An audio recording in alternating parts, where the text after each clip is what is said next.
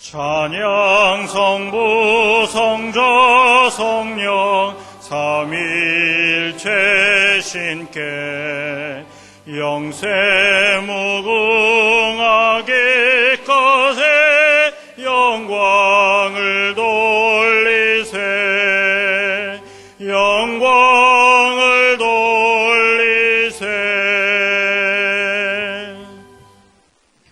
문들아 너희 머리를 들지어다. 영원한 문들아 들릴지어다. 영광의 왕이 들어가시리로다. 영광의 왕이 뉘시뇨 만군의 여호와께서 곧 영광의 왕이시로다. 셀라.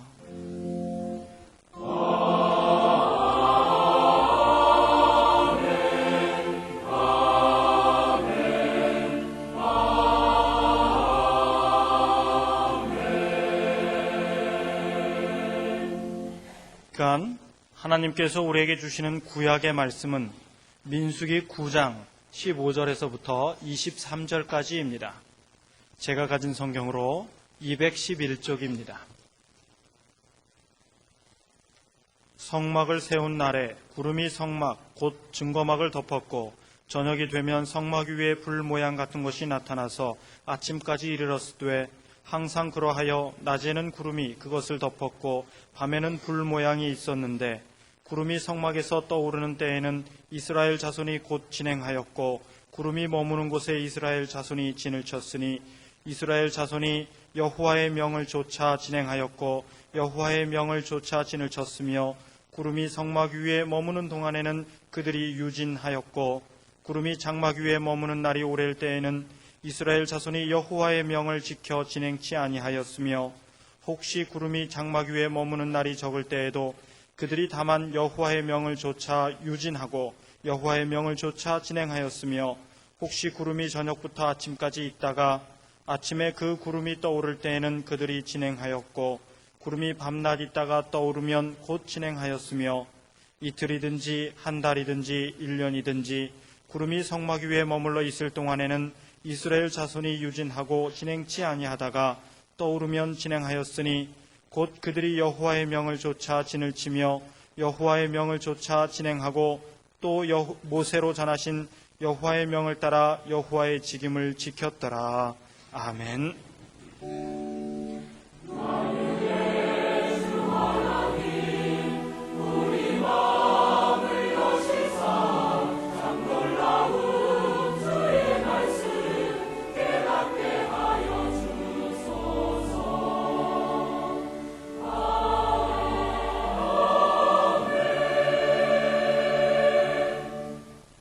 하나님께서 우리에게 주시는 신약의 말씀은 에베소서 1장 15절에서부터 23절까지입니다. 제가 가진 성경으로 309쪽입니다.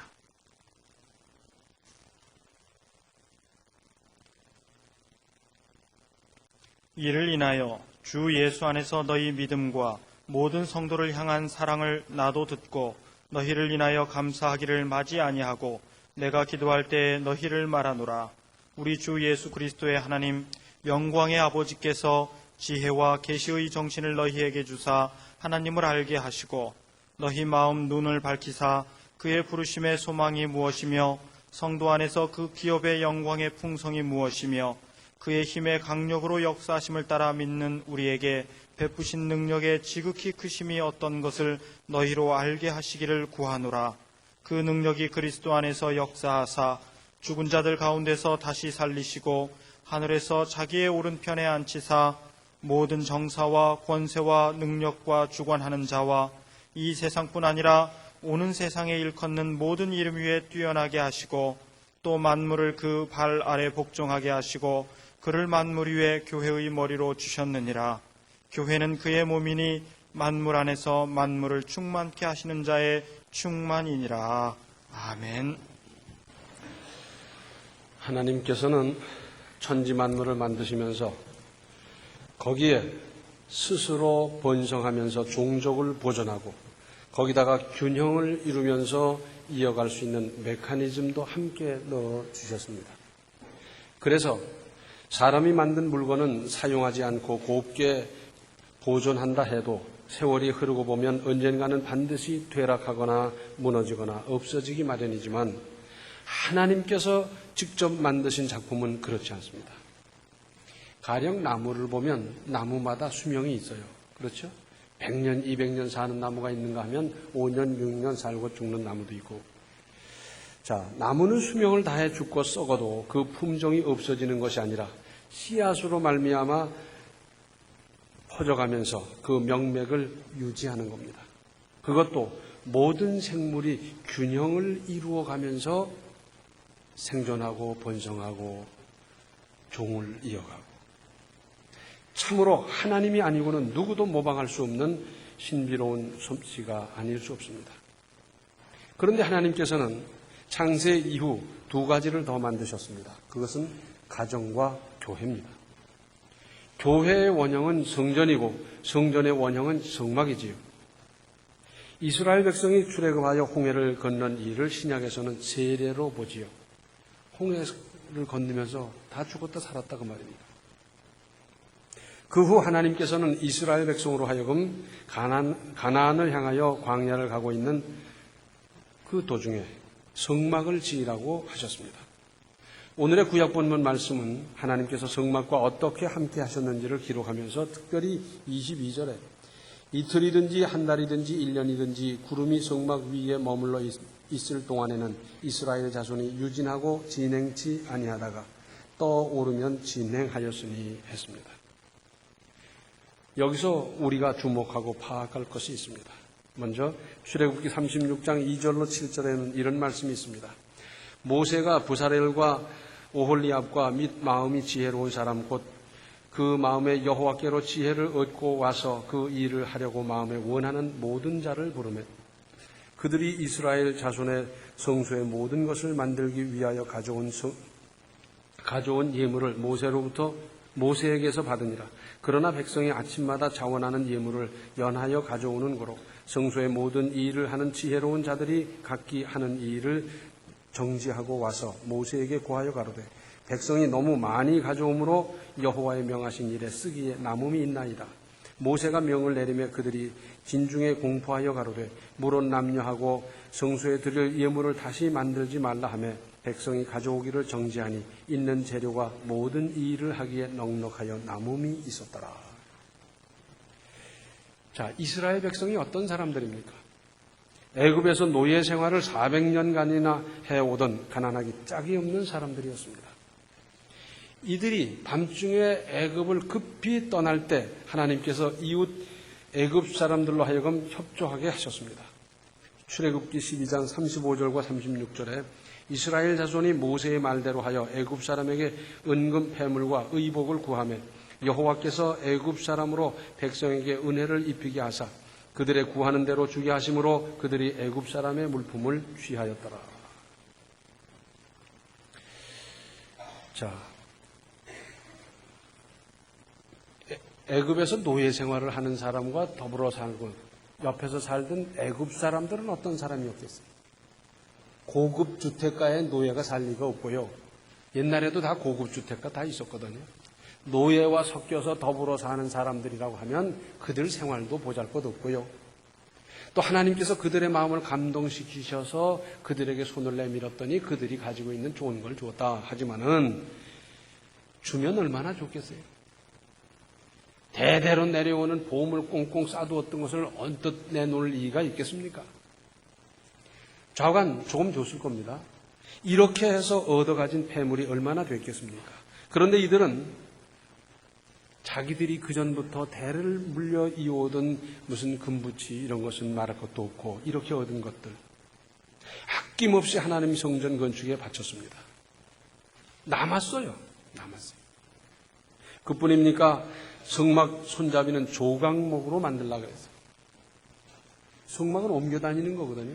손잡이가 있는데 그 손잡이는 조각목으로 만들려고 그랬는데 조각목이란 말은 우리나라의 아카시아 비슷한 나무입니다. 그리고 이 조각목은 사막에서 군데군데 하나씩 띄엄띄엄 사는 나무예요. 사막에서 자라는 나무이기 때문에 크지도 않고요. 거기서 뭐 몇 미터짜리 막대기가 나온다 이렇게 생각할 수도 없어요.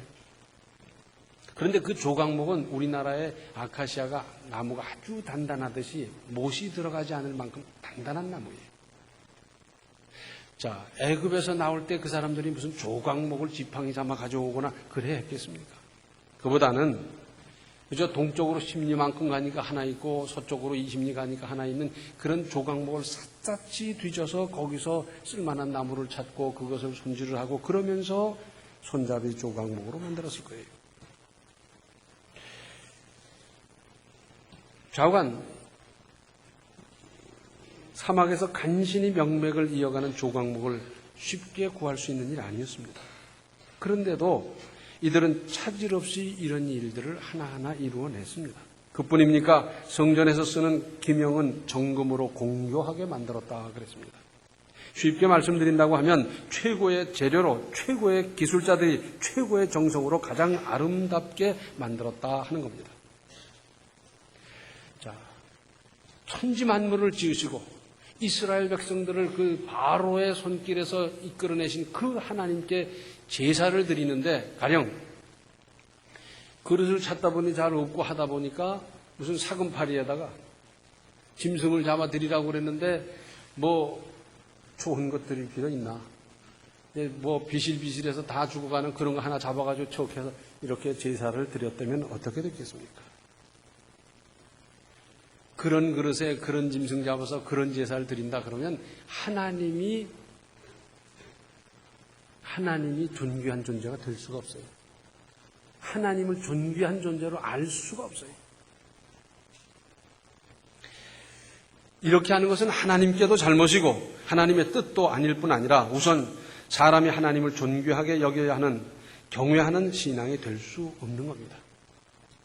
하나님은 대단한 분이지만 제사 절차가 시시하게 되다 보면 하나님도 시시한 분으로 대충대충 쉽게 그렇게 섬기게 되고 결국 그러면 그것이 믿음이 될 수가 없어요. 사람을 만드신 하나님께서 얼마나 사람의 심리를 잘 아시면 그렇게 하라고 말씀하셨겠습니까?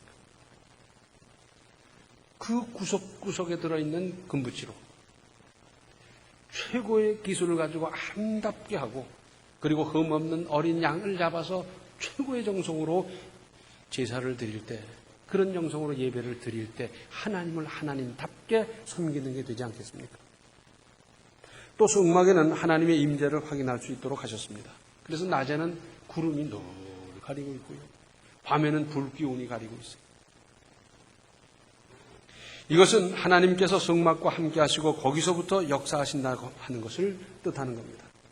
오늘의 구약 본문 22절 23절을 다시 보시면 이틀이든지 한 달이든지 1년이든지 구름이 성막 위에 머물러 있을 동안에는 이스라엘 자손이 유진하고 진행치 아니하다가 떠오르면 진행하였으니 곧 그들이 여호와의 명을 조차 지인을 치며 여호와의 명을 조차 진행하고 또 모세로 전하신 여호와의 명을 따라 여호와의 책임을 지켰더라. 유진할 때, 즉 머물 때 성막을 중심으로 동서남북으로 지파별로 장막을 치고 하나님의 뜻을 하나님의 때를 기다렸고 하나님의 인도로 성막이 움직이면 이스라엘 백성도 움직였습니다. 하나님께서는 성막에 임재하시고 함께 하셨고 성막을 통해서 백성을 인도하셨습니다. 성막 중심의 신앙생활. 따라서 이스라엘 백성은 언제나 성막과 밀착하여 동행했습니다. 그러니까 성막 중심 그 이스라엘 백성과 함께하는 거기서 떠나지 않아야 했습니다. 사막 가운데서 일행과 떨어지면 분리되면 어떻게 되겠습니까?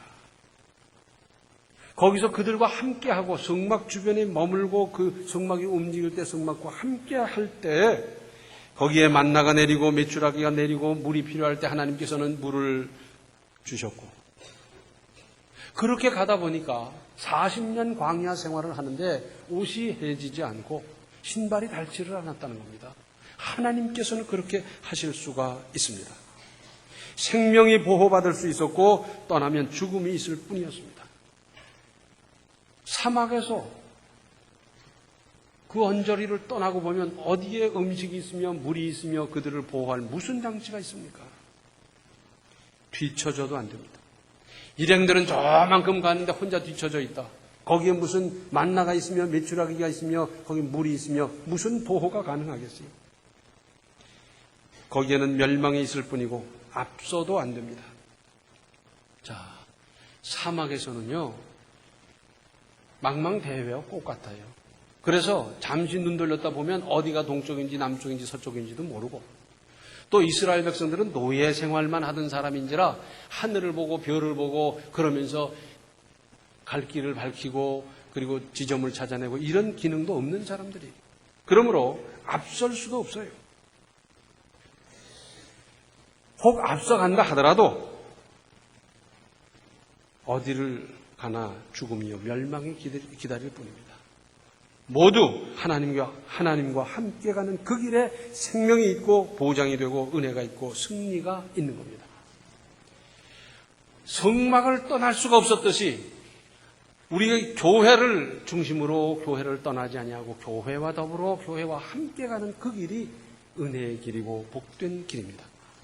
그리고 하나님께서는 이 광야 40년 기간 동안 이스라엘 백성을 훈련하셨습니다. 노예로 있던 그 정신 상태, 그 마음, 그 믿음 가지고는 아무것도 할 수가 없어요. 노예 근성이 몸에 배가지고, 거지 근성이 몸에 배가지고, 그 정신, 그 마음, 그 자세 가지고는 아무것도 할 수 없어요. 그래서 이스라엘 백성들을 사막 가운데서 훈련시키셨어요. 하나님을 어떻게 섬기고, 사람과는 더불어 어떻게 살 것이고, 이제 약속의 땅에 들어가서는 앞으로 어떻게 살아야 하고, 그걸 잘 가르쳐 주시고 훈련하는 과정이었습니다. 이렇게 성막 중심의 신앙생활을 하던 이스라엘 백성은 가나안에 정착하여 성전을 건축하고 성전 중심으로 하나님을 섬기다가 예수 그리스도께서 몸버려 피 흘려 교회를 세우셨습니다. 오늘 신약 본문 22절 23절을 다시 보시면, 또 만물을 그 발 아래 복종하게 하시고 그를 만물 위에 교회의 머리로 주셨느니라. 교회는 그의 몸이니 만물 안에서 만물을 충만케 하시는 자의 충만이니라. 교회는 그리스도의 몸이고 모든 은혜와 충만은 여기서부터 시작되는 겁니다. 그래서 교회는 고귀한 겁니다. 교회는 구원하는 기관입니다. 교회 말고 구원하는 기관이 있습니까? 시청이 시민을 위해서 수고하지만 시청에 구원이 있습니까? 백화점에 가면 대우가 놀랍지만 백화점에서 구원합니까? 구원하지 않습니다. 교회만이 구원하는 기관이고 복받는 통로입니다. 교회 밖에 구원이 있을 수 없고 교회 떠나서는 복을 받을 수도 누릴 수도 없을 뿐만 아니라 떠나면 죽는 거예요. 이스라엘 백성들이 성막 중심으로 살다가 만약에 떠나면 거기에 죽음이 있는 것과 똑같은 이치입니다. 또 이 통로로, 즉 이 채널로 복이 임하는데 이것이 막히거나 좁아지거나 꼬이면 또 때가 끼면 그때는 하나님의 은혜를 바라볼 수도 기대할 수도 없는 겁니다. 떠나서도 안 되고 이 안에서도 그 통로가 제대로 늘 열려 있고 통해 있고 그것이 분명해야 우리가 은혜를 누리고 받을 수가 있어요. 따라서 예수 그리스도를 머리로 예수 그리스도의 몸인 교회를 사랑하는 것이 예수 그리스도를 사랑하는 것이고, 또 사랑할 때는 최고의 예의로 존중하고 보살피고 가꾸고 보존하고 키워가고 사랑할 일입니다. 대충 사랑하고 하는 게 아니에요. 그래서 하나님의 일이라고 하면, 교회의 일이라고 하면 그것이 팔을 다듬는 일이든지 청소를 하는 일이든지 우리는 최선을 다할 일입니다. 이 일은 세상 어느 일보다 중요하고도 고귀한 일입니다. 교회 중심의 신앙, 교회 중심의 인생, 교회 일을 최우선으로 해야 할 이유가 여기에 있습니다. 여기에 자기의 일정, 자기의 시간 계획, 스케줄도 맞춰 나가야 합니다. 신앙생활을 웬간히 한다는 사람들도 자기 계획 먼저 세워놓고 그 다음에 교회를 거기 따라오라고 그러는데 이건 잘못된 신앙입니다. 하나님의 교회이기 때문에 하나님의 교회 일정에 자기 일정을 맞춰야 이것이 믿음이고 이것이 잘하는 것이지, 자기 일정 다 정해놓고 그 다음에 따라와라, 이건 믿음일 수가 없습니다. 한번 생각해 보십시오. 사람이 내 자식 사랑하는데 싫다 할 사람이 있습니까? 내 몸을 아껴주는데 고맙지 않을 수가 있습니까? 하나님께서도 독생자를 이 땅에 보내셔서 몸버려 피 흘려 세운 그 교회 얼마나 소중하고 얼마나 사랑합니까? 그런데 그 교회를 사랑하는 사람을 하나님께서 소홀히 할 수 있겠습니까? 얼마나 아끼고 얼마나 사랑하는데 그것을 사랑하는 그 사람 하나님께서 사랑하지 않겠습니까? 만일 예수 그리스도의 몸을 괴롭히면 어떤 대가가 따르겠습니까? 언뜻 보면 교회, 교인 아무것도 아닌 것 같아요. 총을 가졌습니까? 권력이 있습니까? 무슨 대단한 재물을 움직입니까? 아무것도 아닌 것 같아요. 그러나 교회와 싸워 이긴 정권도 없고요. 교회와 싸워 이긴 정부도 없고요. 교회와 싸워 이긴 개인도 없습니다. 로마 제국이 어떠했습니까? 그 권세, 찬란함, 그 무력 대단했지요. 그 로마 정권이 볼 때, 로마 정부가 볼 때 교회 그까진 건 모여서 몇몇이서 찬송하고 하는데 뭐 아무것도 아닌 것 같았어요. 핍박하면 금세 없어질 줄 알았는데 어땠습니까? 그 찬란하던 로마 제국도 소련도 동독도 루마니아도 다 무너졌어요. 북한이 그리스도인과 교회를 얼마나 핍박을 했습니까? 이제 우리는 예측할 수 있어요. 저거 얼마 안 남았다. 저거 얼마 안 남았다. 나만 알 수가 없지요. 하나님의 교회를 그리스도인들을 핍박하고 무슨 수로 살아남겠어요? 역사가 증명하는데 저거 얼마 가겠습니까? 바울은 예수 믿는 사람을 핍박하던 사람이에요. 그러던 자기를 우리 주님께서 구원하셨고 거기다가 특별한 사명을 주셔서 복음을 전하게 하신 이 일에 대해서 평생토록 감격 또 감격하면서 이 사명을 수행했어요. 한시도 이 감격을 잊어버린 적이 없어요. 내가 벌을 받는다고 한다면 1번으로 벌 받을 사람인데 나 같은 것을 어떻게 구원하시며 어떻게 나에게 이런 대단한 사명을 주셨을까? 그 감격 속에서 평생을 죽을 고비를 수도 없이 넘기면서 역사했어요. 그래서 세운 교회가 얼마나 많으며 구원한 사람이 얼마나 많으며 그의 활동을 통해서 얼마나 많은 사람이 고침을 받았으며 대단했습니다. 그런데 잘 들으십시오. 초대교회 사도들은 다 순교했어요.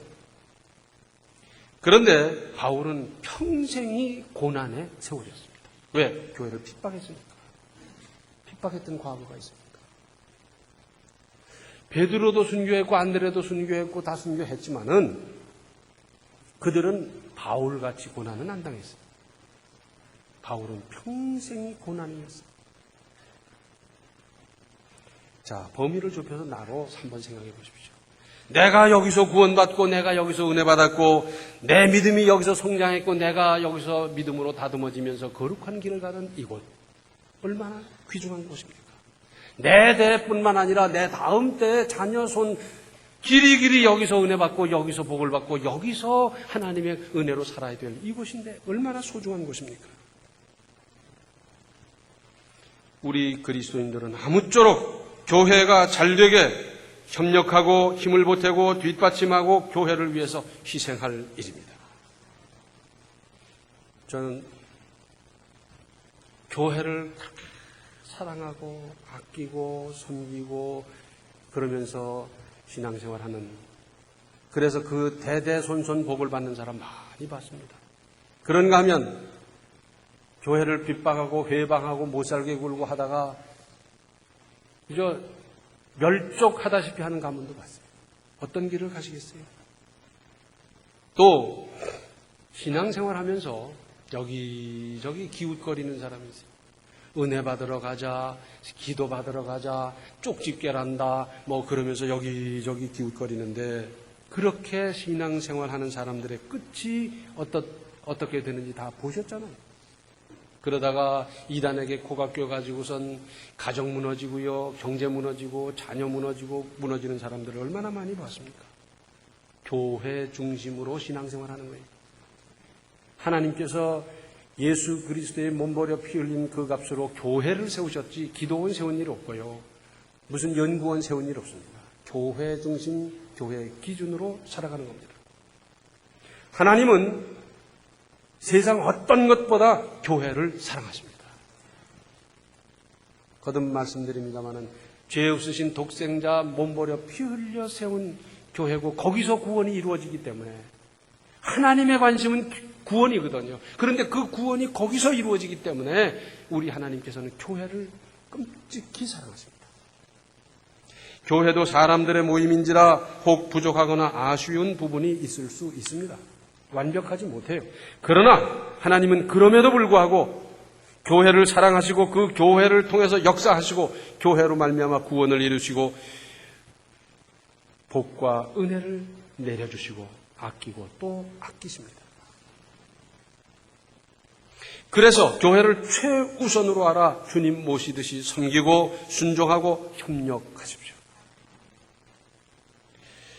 우리 자녀들에게도 반드시 가르치십시오. 너는 아무쪼록 하나님의 교회 그리스도의 몸된 교회를 사랑하고 돌보고 받들고 섬기고 감싸고 보호하고 하거라. 그래야 사는 길이고 그래야 복을 받고 그래야 온전하게 되느니라. 이걸 끊임없이 가르쳐야 됩니다. 영어 수학 못해서 죽은 사람 한 사람도 못 봤지만은 하나님의 교회를 회방하다가 엄청난 앙화를 입을 터인데 어떻게 하겠습니까? 회방하는 사람을 만들겠습니까? 아니면 사랑하고 존중하고 아끼고 보살펴서 하나님께서 인정하는 그 길을 가게 만들겠습니까? 그래서 교회를 최우선으로 알아 주님 모시듯이 섬기고 순종하고 협력하시고 이런 그리스도인들을 하나님께서 사랑하시고 그들에게 복과 은혜를 주시고 그들을 통해서 하나님의 뜻을 이루시는 이 역사를 아시지 않습니까? 교회를 시시하게 여기는데 하나님께서 그 사람을 들어 하나님의 일을 맡기겠습니까? 교회를 존중히 여기고 사랑하는 그 사람을 들어 쓰시고 그들에게 복과 은혜를 주시고 그들을 통해서 하나님의 뜻을 이루시는 역사를 늘 체험하며 만들어가며 살아가시기 바랍니다. 기도하시겠습니다. 은혜로우신 아버지 하나님, 우리에게 교회를 주신 것이 얼마나 감사한 일입니까? 여기서 구원받고 여기서 은혜받고 여기서 우리의 인격과 삶이 다듬어지면서 날마다 저 높은 곳을 향해 나아갈 수 있는 이 은혜 여기 아니고 어디서 받을 수가 있습니까? 주님께서 몸버려 피 흘려 세우신 이 교회를 저희들은 뜨겁게 사랑하고 아끼고 존중하고 어쨌든지 이 교회를 위한 일이라고 하면 희생하면서 주님의 뜻을 이루어가게 하여 주셔서 그래서 주님의 사랑을 더 받고 그래서 주님으로부터 쓰임받는 그래서 복의 근원의 사명까지를 능히 감당하고도 남는 우리 모든 성도들이 되게 하여 주시옵소서. 예수님의 이름 받들어 간절히 기도하옵나이다. 내 몸인 교회를 뜨겁게 사랑하고 여기서 은혜 받으십시오. 지금은 생명의 주 예수 그리스도의 은혜와 하나님 우리 아버지의 극진하신 사랑과 성령의 감화, 감동, 충만, 교통하심이 주님의 몸된 교회를 누구보다 뜨겁게 사랑하며 섬기기로 작정하는 모든 성도들 머리 위에 이제로부터 영원토록 함께 계시기를 간절히 축원하옵나이다. 아멘.